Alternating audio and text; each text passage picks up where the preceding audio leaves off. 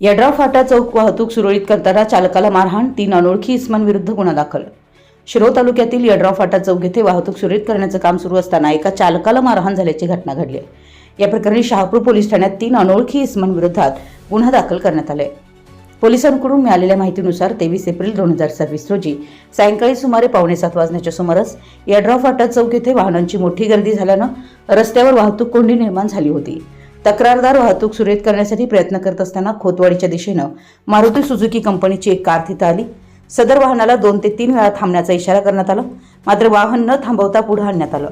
त्यानंतर कारमधून 4 अनोळखी इसम खाली उतरले।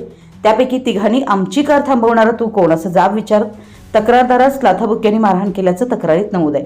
या मारहाणीत तक्रारदाराच्या चेहऱ्यावर दुखापत झाली। घटनेनंतर तक्रारदारानं समक्ष पोलीस ठाण्यात येऊन तक्रार दिल्यानंतर अदखलपात्र गुन्हा नोंद करण्यात आला। या प्रकरणाची नोंद पोलीस हेड कॉन्स्टेबल पाटील यांनी केली असून पुढील चौकशी सहाय्यक फौजदार मुंगसे करीत आहेत। आपल्या परिसरातील महत्त्वाच्या बातम्या पाहण्यासाठी आमच्या नवसंकेत न्यूज चॅनलला YouTube वर सबस्क्राइब करा आणि बेल आयकॉन प्रेस करा।